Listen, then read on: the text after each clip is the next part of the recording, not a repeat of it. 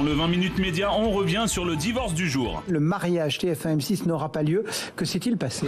Depuis 1 an et demi, TF1 et M6 font part de leur volonté de fusionner. Mais cette fusion inquiète depuis de longs mois l'autorité de la concurrence. L'opération n'était pas possible puisqu'elle aurait créé un acteur qui aurait été ultra dominant. Alors, pour que ce marché puisse avoir lieu, les deux groupes devaient se plier à une condition particulière. Pour résumer l'histoire, c'était ok, vous vous mariez, mais vous cédez TF1 ou vous cédez M6. Mais cette condition a fait grincer les dents des deux côtés. Vendredi dernier, TF1 et M6 ont donc décidé d'abandonner leur projet de fusion. La cession de la chaîne TF1 ou M6 serait de nature à permettre l'autorisation de l'opération. Les parties ont donc conclu que le projet ne présentait plus aucune logique industrielle. Alors concrètement, pourquoi tout a capoté? On en parle tout de suite sur TPMP.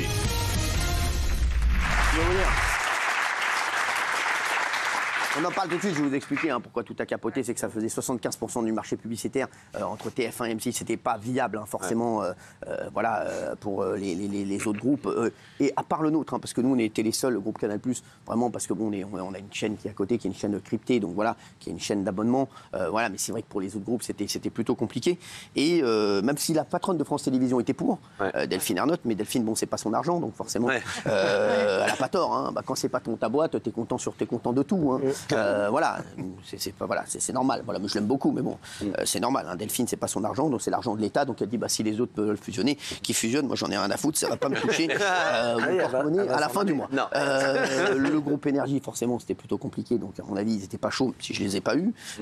Et donc ça faisait trop, TF1 et M6 ensemble. Sachez qu'ils ont dépensé 100 millions de frais d'avocats pour cette fusion. C'est incroyable. Donc voilà, et donc ça ne se fait pas.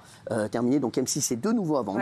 Voilà, donc on verra qui achètera M6. En tout cas, ce sera dans les prochains jours. Sachez que ça devrait être effectif dans les 3 semaines à peu près, puisque sachez que dès janvier, on doit savoir qui achète M6, donc ça va se faire très vite parce qu'après il y a bien sûr des processus et des process qui font qu'il y a 2-3 mois de laps de temps pour que tout se règle. Oui.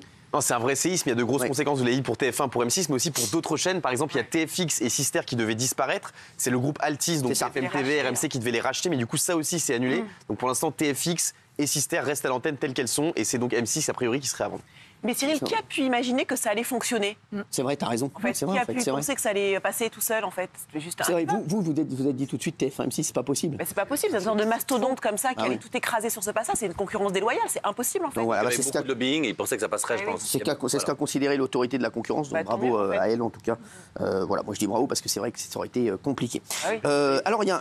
Cyril, qui pourrait acheter? Qui peut racheter? Qui pourrait acheter? Il y a le groupe Altis, donc qui possède BFM, etc.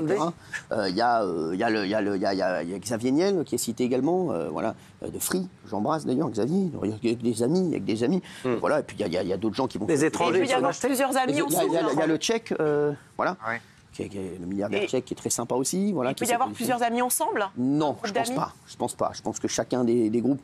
il va avoir, je vous dis, il va avoir 5 offres. Et donc après, M6... Canal, ils peuvent acheter Canal Canal, non, Canal, je ne sais pas. Après c'est vrai que Est-ce que c'est intéressant? Il faudra voir parce qu'il y a un nombre de chaînes qu'on ne peut pas dépasser. Donc il faut voir. Mais en tout cas, il y aura 5.